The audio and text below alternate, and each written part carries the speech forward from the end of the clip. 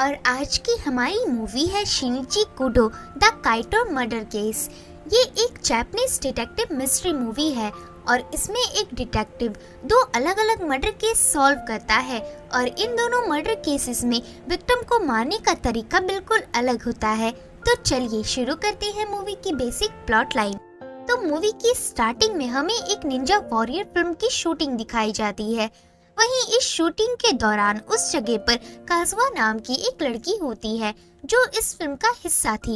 इधर काजुआ टेक्स्ट करके उसके स्कूल की बेस्ट फ्रेंड रैन चैन को भी इस फिल्म की शूटिंग में इनवाइट करती है। वहीं दूसरी तरफ जब ये मैसेज रैन को रिसीव होता है तो वो काफी एक्साइटेड हो जाती है फिल्म स्टूडियो देखने के लिए। इधर रैन के साथ उसका बॉयफ्रेंड और डिटेक्टिव शिनिची कुडो भी था। रैन शिनिची से रिक्वेस्ट करती है कि वो उसके साथ फिल्म स्टूडियो देखने चले, पर शिनिची फिल्मों जैसी चीजों पर इंटरेस्टेड नहीं होता, इसलिए वो मना कर देता है। यहाँ रास्ते में अचानक से कुछ गर्ल्स शिनिची को देखकर आ जाती हैं और वो शिनिची से हाथ मिलाने को कहती हैं, लेकिन शिनिची उन्हें ये कहकर वापस भेज देता है कि वो उनसे किसी और दिन हाथ मिलाएगा। अब ये देखकर रैन शिनिची को ताना मारने लगती है और कहती है कि आखिर तुम फिल्मों में क्यों इंटरेस्टेड होगे, तुम्हारा अटेंशन तो ये सब है। तो ये सुनकर शिनिची रैन के साथ शूटिंग साइट में चलने को मान जाता है। इसके बाद सीन शिफ्ट होता है और अब हमें प्लेन का सीन दिखाया जाता है जहाँ पर रैन और शिनिची होते हैं। इधर जब अचानक से एयर होस्टेस वॉशरूम का डोर खोलती है तो वो काफी ज्यादा शॉक रह जाती है। शिनिची एयर होस्टेस से पूछता है कि क्या हुआ, तब वो अंदर की तरफ इशारा करती है और इधर हम एक इंसान को टॉयलेट सीट में देख पाते हैं। शिनिची इस आदमी को चेक करके बताता है कि ये मर चुका है और इसे मारने के लिए किलर ने आइस पिक जितनी पतली और नुकीली चीज का यूज किया है और इस चीज का निशान साफ साफ विक्टिम की गर्दन में दिख रहा है। असल में इस आदमी का मर्डर दम घुटने की वजह से हुआ है। दरअसल जब कोई इंसान की स्पाइनल कॉर्ड पर हमला करता है तो उसका रेस्पिरेटरी सिस्टम काम करना बंद कर देता है। किलर ने भी इस आदमी के साथ यही किया और एंड में ये आदमी दम घुटने के कारण बगैर कोई आवाज के मरा। अब शिनिची कुडो के इतना कहते ही वहाँ पर दो पुलिस डिपार्टमेंट के ऑफिसर और रैन आ जाती हैं। यहाँ तकागी नाम का एक ऑफिसर शिनिची से पूछता है कि तुम कौन हो, तो शिनिची उसे बताता है कि मैं एक डिटेक्टिव हूँ। ऐसा कहकर वो विक्टिम के पास की चीजों को देखने लगता है। शिनिची को उस आदमी के पासपोर्ट से पता चलता है कि वो आदमी एक फोटोग्राफर था और उसका नाम ओटाकू था। इधर डिटेक्टिव शिनिची को याद आता है कि इस आदमी को आग के बीच फायरप्लेस में एक बच्ची का फोटो क्लिक करने पर अवार्ड मिला था। तो डिटेक्टिव की ये सारी बात सुनकर लेडी ऑफिसर कहती है, क्या तुम विक्टिम के पास से हट सकते हो? ऐसा कहकर वो दोनों ऑफिसर्स उसे वहाँ से दूर कर देती हैं। पर शिनिची अपनी बात जारी रखते हुए बताता है कि इस क्राइम सीन में बस 3 चीजें बिल्कुल पजल की तरह है। नंबर 1, विक्टिम जहां मरा था उसकी दीवार में ब्लड के दाग लगे हुए हैं, जबकि विक्टिम के कोट में उस ब्लड का एक छोटा सा भी छींटा भी नहीं था। नंबर 2, विक्टिम के गर्दन के पीछे एक और चोट का निशान है जो थोड़ा हल्का है। और नंबर 3, विक्टिम की लेफ्ट साइड की पॉकेट बिल्कुल गीली है। तो शिनिची के इतना कहने पर तकागी उसे इस सब से दूर रहने को कहता है और तभी लेडी ऑफिसर कहती है कि हमें किलर को ढूंढने के लिए सभी से छानबीन करनी पड़ेगी। तो इस पर शिनिची कहता है, नहीं, हमें सिर्फ 4 लोगों से सवाल जवाब करने होंगे, जिसके बाद किलर पकड़ा जाएगा। तो लेडी ऑफिसर कहती है, तुम ऐसा कैसे कह सकते हो? फिर शिनिची बताता है कि मेरी सीट वॉशरूम से बस 2 लाइन की दूरी पर थी और जहाँ तक कि मुझे याद है मर्डर होने के आसपास के समय पर मेरे पीछे वाले पैसेंजर्स बिल्कुल भी वॉशरूम नहीं गए थे।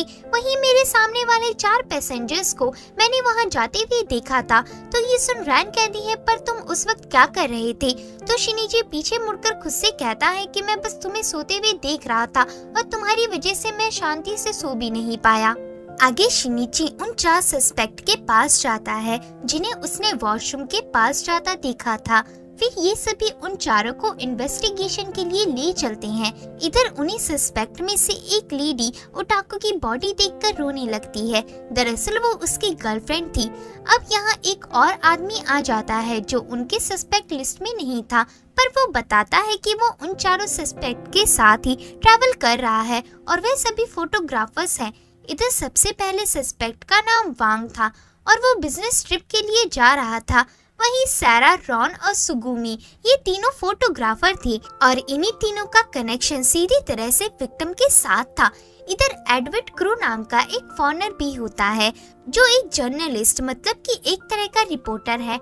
एडवर्ड बताता है कि वो जापान सिर्फ कुछ आर्ट वर्क्स को खरीदने जा रहा था और उसने इससे पहले विक्टिम को कभी नहीं देखा था।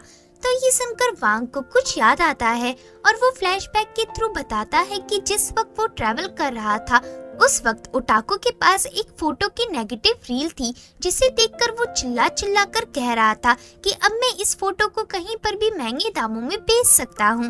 तो ओटाको के इस तरह चिल्लाने से वांग परेशान होकर उसे थोड़ा कम चिल्लाने को कहता है, पर ओटाको और भी चिल्लाने लगता है। वहीं दिखाया जाता है कि रॉन इस वक्त सो रहा था। तो ये सारी बातें सुनने के बाद लेडी ऑफिसर कहती है लेकिन उन्हें विक्टिम के पास से कोई नेगेटिव नहीं मिली। तो वांग कहता है जरूर वो उसे ले गया। फिर लेडी ऑफिसर आगे कहती है कि अगर हमें किलर को पकड़ना है तो सबसे पहले हमें आप चारों की कहानी जाननी होगी।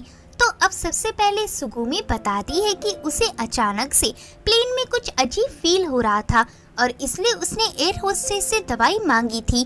तो इसे सुनकर वांग कहता है हाँ मैंने भी देखा था।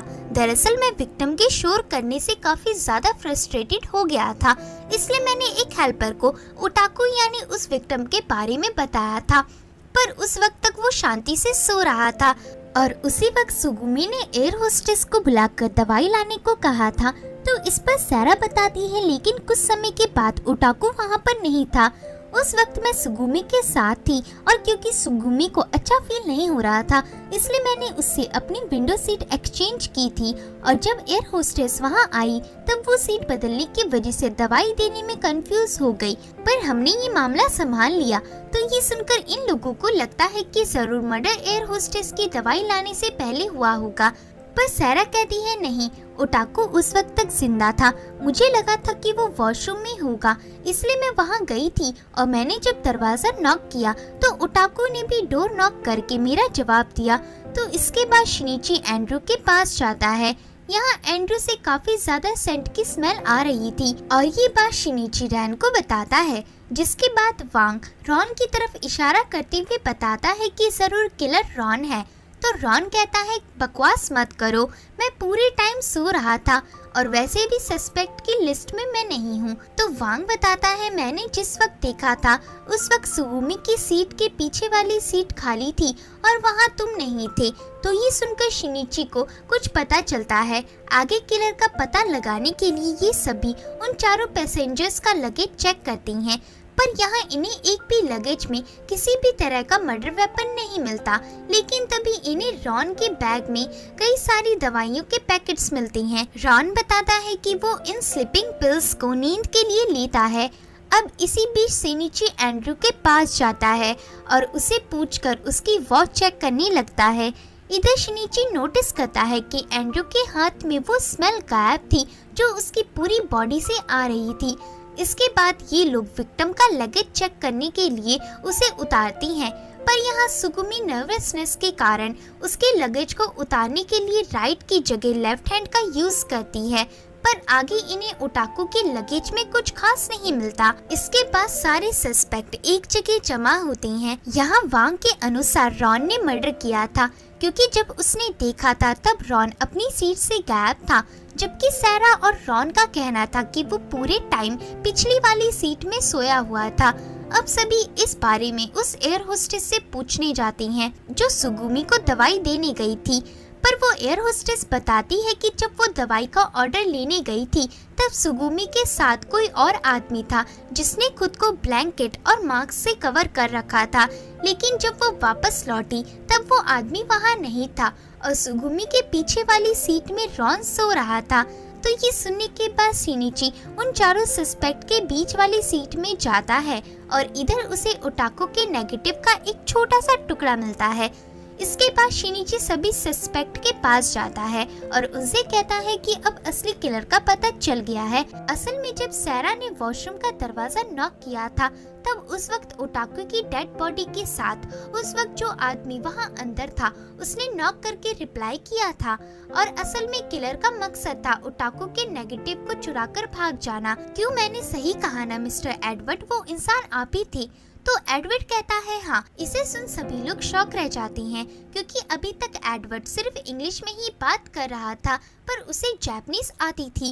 एडवर्ड अपनी कहानी बताता है और कहता है कि जब ओटाको वॉशरूम गया था तब मुझे लगा कि ये सबसे सही मौका है उसके साथ तस्वीर के बारे में बार्गेनिंग करने का, पर जब मैं वहाँ गया तब तक ओटाको को किसी ने मार डाला था, पर मुझे सिर्फ उन नेगेटिव से मतलब था, इसलिए मैं उसे ओटाको की पॉकेट में ढूंढने लगा।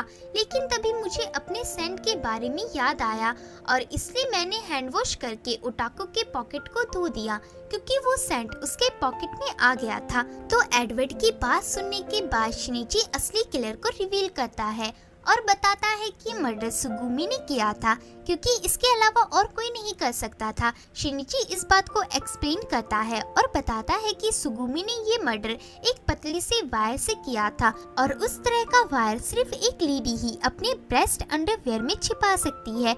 जब ओटाको वॉशरूम से बाहर निकला तभी सुगुमी वहां गई और ओटाको को बेहोश करके उसे वापस वॉशरूम में लाकर अपने छिपाए गए वेपन से उस पर हमला किया और इसी बीच उस वायर से एक दूसरा निशान भी बन गया।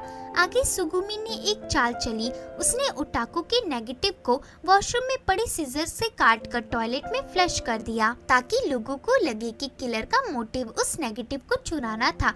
इसके बाद सुगुमी वापस आई। दरअसल उस वक्त सैरा सो रही थी। तब सुगुमी रॉन की सीट के पास गई और उसने रॉन के चेहरे को ढककर एयर होस्टेस को बुलाया।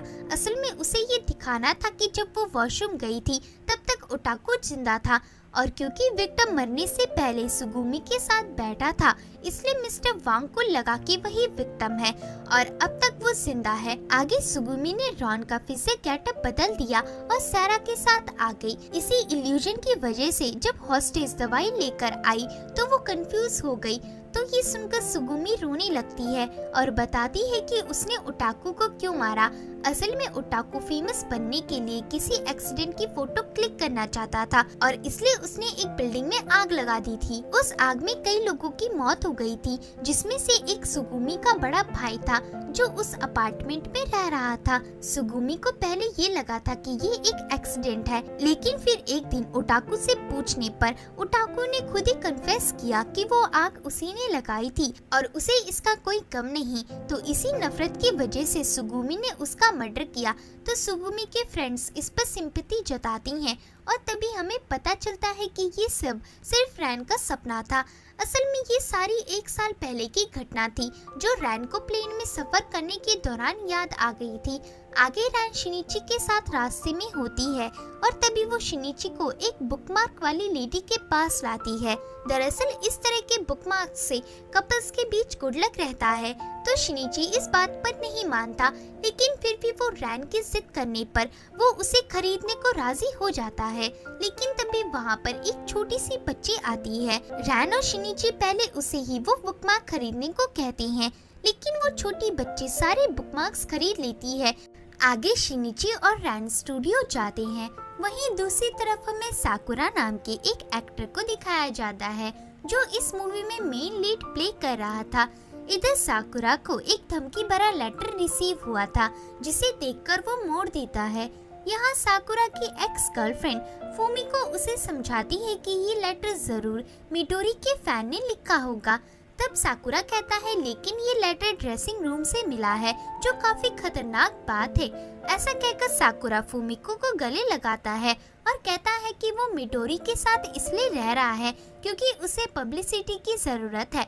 अब वहीं पर अचानक से मिडोरी आ जाती है। मिडोरी का नेचर काफी एरोगेंट होता है और वो उन दोनों को इस तरह से देखकर साकुरा से कहती है कि तुम्हें मेरा शुक्रगुजार रहना चाहिए जो मेरी वजह से तुम्हें ये रोल मिल रहा है। ऐसा कहकर वो चली जाती है, जिसके बाद फूमिको भी वहाँ से जाने लगती है। पर तभी शिनिची देखता है कि फूमिको ने कुछ गिरा दिया है। शिनिची वो चीज उन्हें वापस करता है और फूमिको थैंक्स कहकर वहाँ से चली जाती है।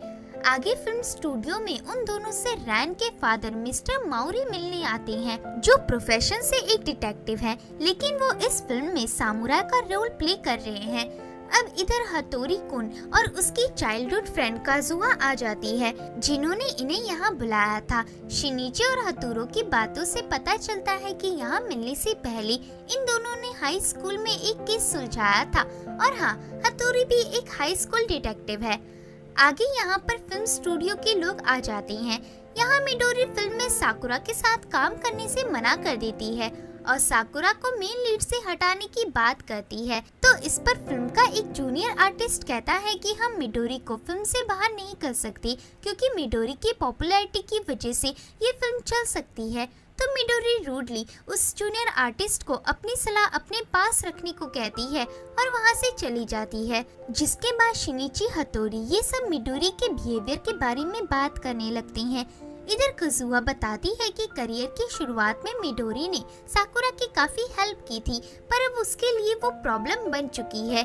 तभी मिस्टर माउरी बताते हैं कि उन्होंने एक मैगजीन में ये पढ़ा था कि साकुरा ने अपने चेहरे का इंश्योरेंस करवा रखा है। मतलब एक एक्टर का सबसे पसंदीदा हिस्सा उसका चेहरा होता है। आगे फिल्म का डायरेक्टर शूटिंग टल जाने से काफी गुस्सा होता है और अपना सारा गुस्सा अपने असिस्टेंट पर निकालता है। वहीं दूसरी तरफ वो जूनियर आर्टिस्ट भी मिडोरी की फोटो सीजर से फाड़ देता है। इसके बाद मूवी अगले सीन में शिफ्ट होती है, जहां पर फिल्म का डायरेक्टर सामुराई के फाइट सीन को शूट कर रहा था। इधर काजुआ तलवार में करंट देखती है, उसे समझ नहीं आता कि ये कैसे दिखाया गया। तो शिनिची बताता है कि उन तलवारों में एक इलेक्ट्रिक टूल फिट किया जाता है, जो जैसे ही दूसरी तलवार से टकराता है वैसे ही इलेक्ट्रिक स्पार्क निकलती हैं।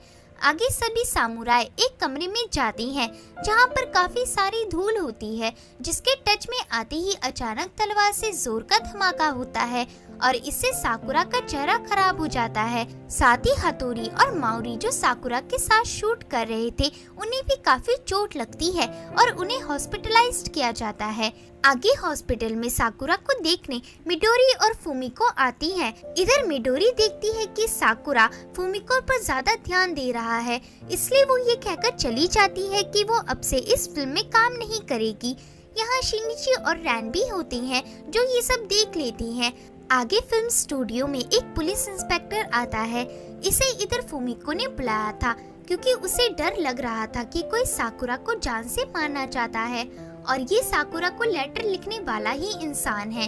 इधर वो इंस्पेक्टर शिनिची को देखकर पहचान जाता है कि वो एक डिटेक्टिव है। आगे ये दोनों उस जगह जाते हैं जहाँ वो बड़ा सा एक्सप्लोजन हुआ था। इधर फूमिको इंस्पेक्टर को बताती है कि असल में साकुरा फिल्मों में आने के लिए काफी स्ट्रगल कर रहा था और ऐसे में उसे मिडोरी का साथ मिला, लेकिन फिर मिडोरी इसे कुछ और समझने लगी और उसे प्यार करने लगी। पर असलियत पता चलने के बाद उसका सारा प्यार नफरत में बदल गया और अब वो साकुरा का करियर स्पॉइल करना चाहती है। तो फूमिको की ये सारी बात सुनने के बाद इंस्पेक्टर इस बारे में सोचने लगता है कि आखिर स्टूडियो में इतना बड़ा धमाका कैसे हुआ, जबकि इधर कोई फायर कैच करने वाली चीज ही नहीं है। तो शिनिची कहता है कि ये एक तरह से किया जा सकता है। असल में उस इंसान ने ये एक्सप्लोजन डस्ट की मदद से किया था। दरअसल जब डस्ट एक साथ कई जगह पर फैल जाती है और कैसे भी उसमें फायर का एक छोटा सा टुकड़ा आ जाता है, तो डस्ट उस आग को फैलाना शुरू करती है, जिस कारण से एक्सप्लोजन किया जा सकता है। असल में इस सीन के लिए कुछ राख के टुकड़ों को यूज किया जाने वाला था ताकि आग लगने का खतरा ना हो, पर किसी ने राख को डस्ट से बदल दिया और इस तरह से धमाका हुआ। आगे फिल्म के डायरेक्टर को दिखाया जाता है, जो प्रोड्यूसर से इस बारे में बात करके अपने असिस्टेंट को मिडोरी को लाने भेजता है। वहीं मिडोरी को उसके कैबिन में दिखाया जाता है, पर अचानक से मिडोरी से मिलने कोई आता है और उसके बाद असिस्टेंट डायरेक्टर उस जगह पर पहुंचकर मिडोरी को आवाज लगाने लगता है, जिसके बाद वहां पर शिनिची और बाकी सब आ जाती हैं। असिस्टेंट इन लोगों को बताता है कि मिडोरी तब से दरवाजा नहीं खोल रही है और दरवाजा अंदर से लॉक्ड है। तो ये सुनने के बाद ये लोग उस दरवाजे को खोलने की कोशिश करती हैं, लेकिन तभी पता चलता है कि मिडोरी का किसी ने कत्ल कर दिया है और ये मर्डर बिल्कुल सुसाइड जैसा लग रहा था, क्योंकि अंदर से दरवाजा लॉक था और इधर किलर किसी विंडो से नहीं आ सकता था। यहाँ अंदर कोई छिपने की जगह भी नहीं थी, लेकिन तभी शिनिची मिडोरी के सॉक्स में कुछ नोटिस करता है जो एंड में रिवील होगा। आगे फिल्म स्टूडियो के सभी लोगों को बुलाया जाता है। यहाँ वो इंस्पेक्टर A to Z वही बात बताता है जो उसे शिनिची ने बताई थी। इंस्पेक्टर का मानना था कि मिडोरी ने सुसाइड किया है, पर शिनिची कहता है कि वो एक मर्डर था और वो इसे साबित करेगा। ऐसा कहकर शिनिची वहाँ से चला जाता है, जिसके बाद वो रैन के साथ एक मार्केट में होता है। यहाँ जब एक आदमी मार्केट में एंटर करता है तब एक पेंडुलम को देखकर शिनिची को कुछ समझ आता है। इसके बाद शिनिची रैन के साथ मिडोरी के कमरे में जाता है और रैन को ये मर्डर कैसे हुआ ये बताने ही वाला होता है कि तभी इन दोनों को एक मास्क मैन कहीं जाता हुआ दिखता है। ये दोनों उसका पीछा करते हैं और उसे फाइनली पकड़ लेती हैं, पर इस मास्क के पीछे मिस्टर मौर्य थे जो बताते हैं कि एक्सप्लोजन से उनकी मूंछ खराब हो गई, इसलिए वो ये मास्क लगाकर घूम रहे हैं। वैसे भी एक एक्टर का चेहरा ही उसके लिए सब कुछ होता है। तो इसे सुन शिनिची साकुरा ने जो कॉस्ट्यूम एक्सप्लोजन के टाइम पहन रखा था और इधर साकुरा के जेब में से एक बुक मिलती है जो चल गई थी। इसे देख शिनिची कहता है कि अब सच्चाई रिवील करने का समय आ गया है। अब अगले दिन शिनिची सबको एक जगह बुलाता है और सबसे पहले वो टेक्निक बताता है जिससे किलर ने मिडोरी का मर्डर किया। असल में किलर मिडोरी से सबसे पहले मिलने आया, फिर उसने मिडोरी को मारकर उसे रस्सी से दरवाजे के पास में लटका दिया। फिर जिस लोहे से डोर लॉक होता है उसे मिडोरी के सॉक्स में किसी तरह से फंसाकर मिडोरी की बॉडी को पीछे की तरफ से खींचने लगा। फिर जब बॉडी किसी पेंडुलम की तरह आगे गई तब किलर ने दरवाजा बंद कर दिया और फिर जैसे ही मिडोरी की बॉडी वापस आकर दरवाजे से टकराई तभी दरवाजे के लॉक का लोहा मिडोरी के पैर से फिसल कर नीचे फिट हो गया और इस तरह से किलर मर्डर करने के बाद दरवाजा अंदर से लॉक करने में कामयाब रहा। पर अब सवाल ये बचता है कि आखिर ये सब किसने किया। ऐसा कहकर शिनिची रिवील करता है कि असल में मिडोरी की किलर फुमिको है। तो इसे सुन फुमिको शॉक रह जाती है और शिनिची आगे कहता है कि मुझे साकुरा और आपके बीच के रिलेशनशिप के बारे में पहले से ही डाउट था, इसलिए मैंने कल रात को ही आप दोनों के बारे में पता किया, जिससे मुझे पता चला कि आप दोनों एक ही एक्टिंग स्कूल से थे। इसके अलावा उस दिन जो चीज आपके पास से गिरी थी वो एक कपल बुक मार्क था जिसमें आपके साथ साकुरा का नाम लिखा हुआ था, मतलब आप अब भी साकुरा से प्यार करती थी। तो इसे सुन साकुरा कहता है कि क्या ये सच है, क्या तुमने ही मिडोरी को मारा है और मुझ पर हमला करने की कोशिश भी तुमने ही की। तो फुमिको कहती है हाँ वो किलर मैं ही हूँ। ऐसा कहकर फुमिको अपनी कहानी बताने लगती है। वो बताती है कि वो और साकुरा एक ही एक्टिंग स्कूल में एक्टिंग सीखते थे। इसी बीच इन दोनों को एक दूसरे से प्यार हो गया, लेकिन फिर साकुरा अपने फायदे के लिए मिडोरी की तरफ चला गया। इससे फुमिको को बहुत बुरा लगा और इसीलिए उसने ये सब करके मिडोरी को भी मार दिया क्योंकि उसी ने उसके लवर को छीना था। तो इसके बाद पुलिस फुमिको को अपने साथ अरेस्ट कर ली जाती है। पर अभी शिनिची को ऐसा लग रहा था कि ये केस इतनी आसानी से सॉल्व नहीं होना चाहिए। फिर शिनिची वहाँ से चला जाता है। दूसरी तरफ हतोरी उस एक्सीडेंट के बाद ठीक होकर वापस आता है, पर तभी उस पर कोई मास्क मैन हमला कर देता है और तभी शिनिची वहाँ आकर हतोरी के साथ उस मास्क मैन को पकड़ लेता है और ये दोनों रिवील करते हैं कि असली किलर साकुरा है। तो इसके पास साकुरा अपना फेस दिखाता है। तब शिनिची कहता है कि प्लान अच्छा था, पर मुझे तुम पर तभी शक हो गया था जब मैंने ड्रेसिंग रूम में तुम्हारी ड्रेस के पास एक जली हुई बुक देखी। दरअसल उस बुक के अंदर एक मेटल छिपा हुआ था। ये मेटल आग को आसानी से रोक सकती है।